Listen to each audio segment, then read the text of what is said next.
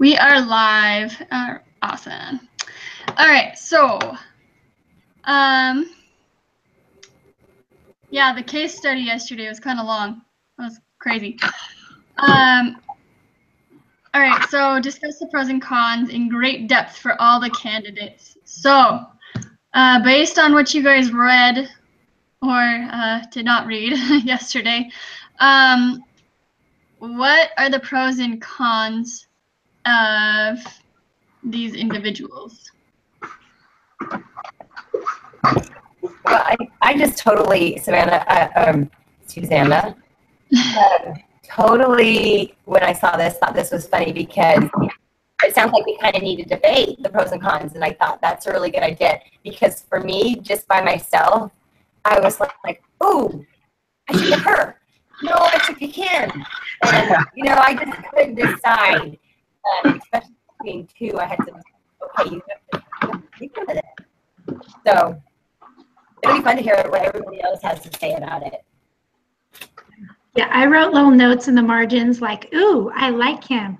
I don't like that guy. I don't trust him. He doesn't know what he's talking about.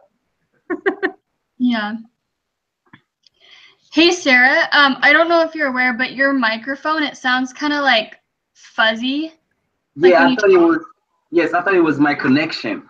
No, I think it's just Sarah's microphone or something. It's static. Turn it off. Yeah. It just sounds kind of like it's breaking up. Wait, talk again now. Do I sound any different? No. No. Not really, no. I wonder why. I mean, we can still understand you, but just it's a little bit harder. That's fine. I guess I just don't talk very much. No, please talk about it. It sounds like a robot. Oh, no. Sounds like a robot or a really bad smoker voice. Yeah. Do you know anything to do to fix that? Huh? Maybe try putting on like headphones or something. I don't know. Okay. I know that helps.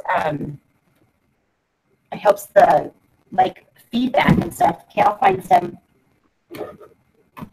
It's all Maybe good. hang up and connect again. I'm gonna do that. Who said that? I'm gonna try that. Michelle. Okay, I'll be right back. I'm the smart one. Okay. That doesn't read her homework. Okay. Okay, so we have out of our candidates, maybe I should wait for Sarah to come back, but I have just to tell you my horror story for my first homework assignment. I said I have to tell you my horror story for my first homework assignment. Okay. Is she back? I'm back. Do I sound Hey, that's better. Is it better, really? Yeah, it's like all better. Yes. Okay. All right. So, Susanna, pick one person, and we'll talk about their pros and cons. Okay, Michelle, Michelle was saying that she wanted to tell us a horror story about her. No? No. Oh, okay. Now that we are not waiting for Sarah, don't worry about it. Okay. I was just gonna waste time, but yeah. Okay, so go for it. Okay. Awesome. All right. So we have, just to kind of refresh, so Gerald Baum, David Hughes, Sonia Mitha, and Seth Horkham. So the pros and cons of these guys. Genevieve, what do you think the pros and cons are of Gerald Baum? Okay. Sorry, I get their names all mixed up, so let me make sure. I know, I had to write it out. Okay, so Gerald,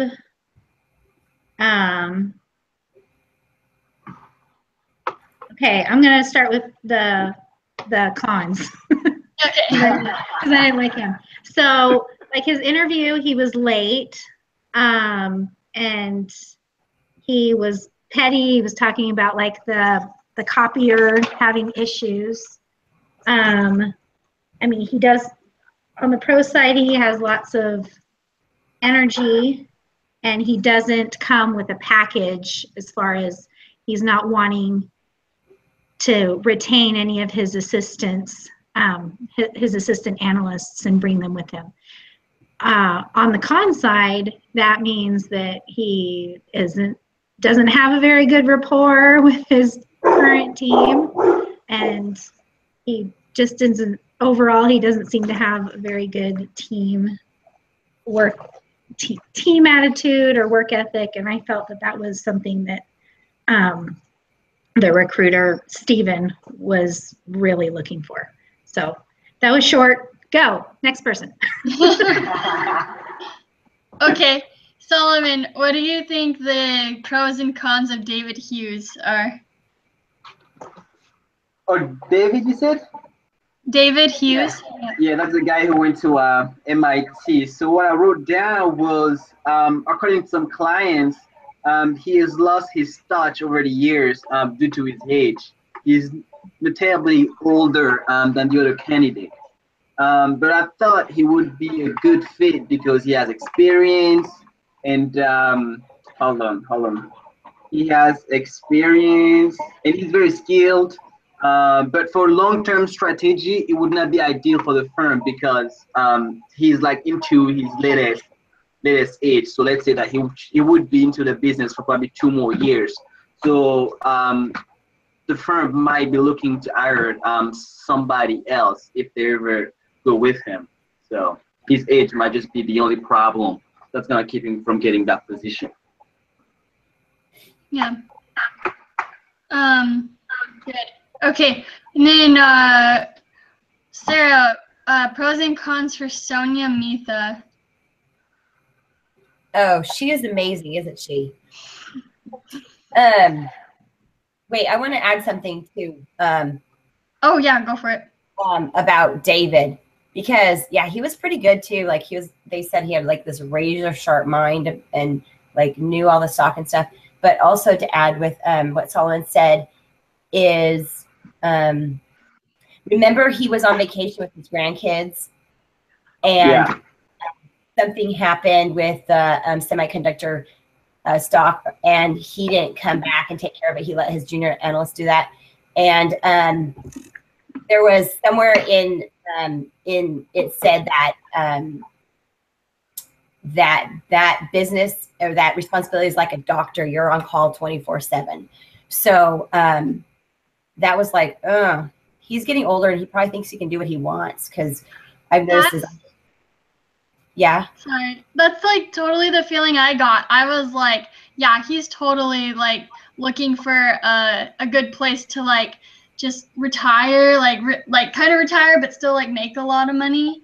Like, and especially since he was so interested in the compensation, I was like, I don't like this guy.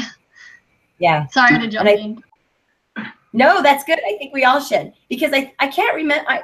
We can't all remember everything about everybody. You know, it's good. I think we're talking like this, but then also he wants to do his own stock. I think like what you said, Susanna, he wants to do his own thing. He wants to go with his own stock, come in when he wants to come in, hang out with the grandkids when he wants. And I don't know, I'd probably be the same way if I were him. So see if he can get away with it. But. And he caught Steven off guard because he just jumped in and he started trying to call the shots, and it's like, oh, okay. I mean, he's older. He's, you know, I'm sure he feels that he's earned it, and maybe in some respects he has, but it's like, oh, okay. He's our star. Mm-hmm. Yeah. I totally agree. I think he has a lot, but I think his energy is low. He's getting older. So, yeah. I don't know. Anyway, moving on. So, okay. Sonia Mitha. Yeah, go for it. Sonia's amazing. So she's working for this smaller firm. So she doesn't necessarily have experience with a larger firm, but with her smaller firm, all by herself. Does she even have a junior analyst or some kind of backup? No, shouldn't have anything, right? So all by herself, she achieved, I can't remember now, not star status, but like a runner-up, I think. Runner-up, yeah. So she was it was up and coming. Up and coming is what it said. Yeah. Up and coming. That's right. That's right. So like she has excellent writing. Her research reports are amazing. She has all these clients that they are impressed with what she does and impressed with her insights in technology stocks. And then with her company she's with now, she's pushed them towards globalization. So she's totally spearheaded that and gotten that moving. And I really actually think she would be like the perfect candidate, except for that she's totally clearly torn between her business and her home. She doesn't want to travel. I don't blame her at all. I actually think that's very applaudable to try to be home with her family. I think she can make it work working from home as much as possible and just coming in when she needed to. But I think the travel there, the guy before her was traveling at least 1 day a week. And then also, you know, and that's what he had to do to like appease clients and, you know, make them happy.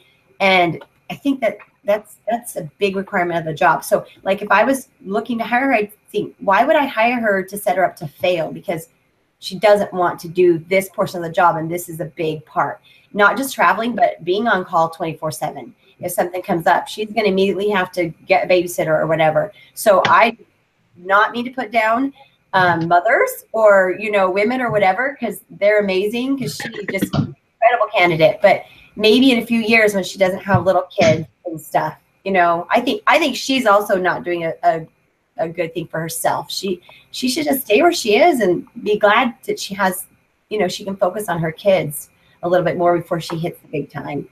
But that's my thought on Sonia. Ooh, that was good. That was really good. Yeah. Okay. All right. Just to add something along those lines. Yeah, go for it. Sonia, I think she was the ideal candidate for me. She seems reliable, even though she has equal balance between work and the personal life, which is understanding. She's only worked with the small firms, so coming to the big league might be a shock. But I think if she gets like a good training and she should be able to fill in the position she's applying for. So, but the cons, she's just not keen to travel, and that is definitely a thing that might play against her advantage. So, yeah.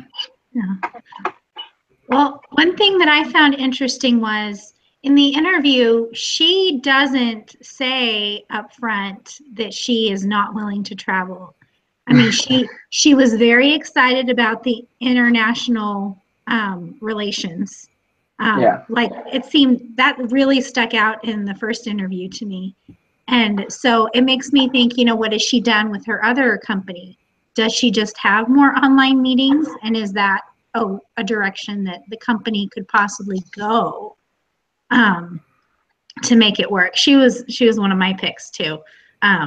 But she doesn't specifically say that she is unwilling. She said she'd like to be able to pick her hours, you know, make her travel schedule herself. So I thought that was admirable. And she expressed such a willingness to learn and absorb and use the resources that would be available to her there. I was super impressed. I'm sure we were all super impressed with her because she was amazing. For sure. What do you guys think about this Seth Horkham dude? Let's see. You're laughing, Genevieve. No, thank you. He just seemed really just shady and presumptuous. Just the fact that no one had really heard of him, but I mean, Stephen gets a call from what was she, a recruiter or an agent or something? Or something. Yeah, and so and I mean, it didn't sound like Stephen really looked into Seth. It seemed like even at the end, he's like, oh, I wish I would have looked into his background a little bit more because he didn't really know a whole lot about him. But he just seemed very cocky, very full of himself. Mm-hmm. For sure. Like all the superstars did, though. to some extent. I don't know. What did you think, Susanna? Yeah, shady's a good word, a good way to put it. I didn't like him as much. I mean, I think that he has intelligence and drive, and he said that he's 100% dedicated to his work. But that means, like, he's dedicated to being the top, the best, and ranked, right? And that goal destroyed his marriage. And if you can't keep a marriage, I don't think you can work with a team, because if you're scrambling to the top, then there's no way that you're going to be a team player. And that's like the number one thing that they need. They have training, they have stuff, and they do need somebody with analytical skills and all that good stuff. But really, like, it sounded like Steven emphasized the team player thing. And so I don't think he was a good team player. So, I don't know. I just think he's not as competent as the other candidate, you know. And I also thought that he's super easy to be influenced in the workplace, given the fact that he also has weak writing skills. But on the other side, he had some good testimony as to what he's somewhat loyal to his employer. So I guess that's a good thing, you know. You want to be working with loyal persons, people who have your back no matter what. He hasn't worked in the semiconductor industry at all, but he seems to have very good relationship on the buyer trading side. So these are his pros. Mm-hmm. Interesting. Okay, let me look at the next question. Go for it. Well, I lost that page, but a few bullet points down, it says to look at the recruitment of a star salary information. And we had that, you know, before. What is that supposed to mean to us? Like, is it how much they're making now? Do you see that, what I'm talking about, that link? Yeah. We're supposed to look at it and discuss it. What do you think? I think it means because Steven does express, you know, how much is this going to cost the company? Because the business, especially in this area, it fluctuates. And so as far as how much is he going to have to invest in these people? And this doesn't even bring up, you know, the team that they want to bring with them, because some of them want to bring in 1 or 2 juniors with them. And so just how much it's going to cost the company to hire these people. So I think that's what I really liked. That's what I really liked about Sonia. How is your team? Like, can I come and like be part of a team that's already there? And so I really liked that about her. She was willing to work with those people that were already in place. What about Rena? We didn't talk about Rena, but I think she had some potential too. Mm-hmm. Forgot about her. But who was our main guy? Not Peter. The guy interviewing everybody. Steven. He didn't even like really interview her though, or like he wrote her off before he even gave her much chance, I think. Yeah, I felt the same way. But she was doing the job. Everything that he mentioned about her was like positive. I was like, wait a minute. Plus, did you guys read that one article? It was, I think, like extra reading. You didn't have to read it. What is it called? Oh yeah. Where it was like, it was the risky business of hiring stars or something. Right. Yeah. So I read that and I was like, basically that article says they should hire Rena, because it's all about keep the person you already have and train them up and da-da-da. And I thought, and plus she was already working with Peter, the old guy, so she probably knew exactly what he was doing. She was probably doing half of his work as her junior analyst. And no, I didn't go this direction in my paper, but maybe I should have. Anyways, I think that she should have been considered. I don't know though, because a lot of the feedback that was filtering back, when are you going to need Rena? And they did say that Rena was an introvert. It sounded like job. In fact, most of the clients. And so introvert and kind of shy, not be a very so but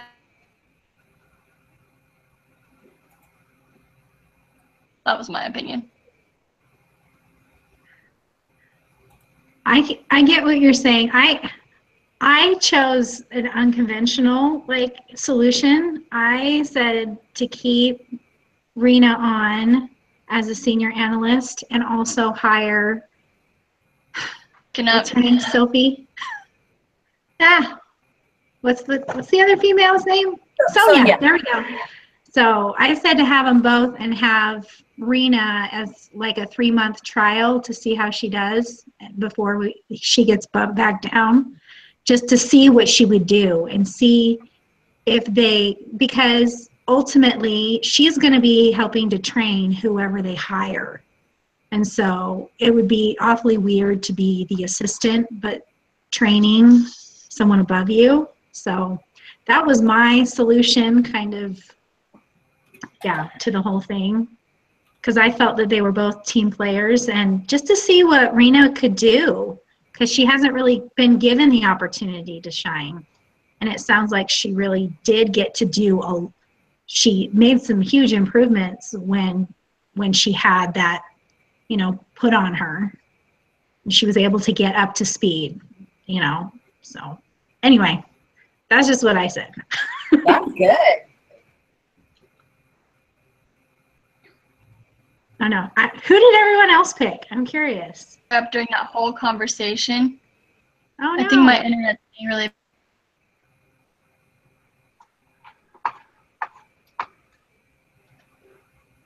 Susanna. I think she's gone. How do I text her? I'm going to tell her to get out, log out and back in. But is it over here? I hope not. She's the one recording. Oh, that's right. She can't leave. So I don't know if she gets out. Wait, are you? Good catch, Solomon. Huh? Good catch. Yeah. Don't leave. Don't leave. I'm like,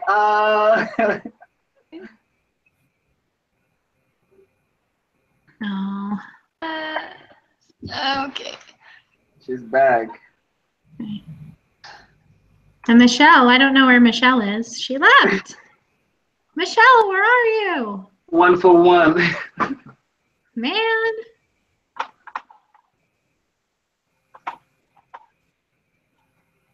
Well, who did everyone else? Sarah, who did you pick? Me, I picked Sonia.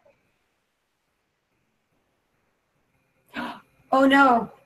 Okay. Oh well. That's going to have to be fine, and we can just turn it in that way. Okay. Should I tell her?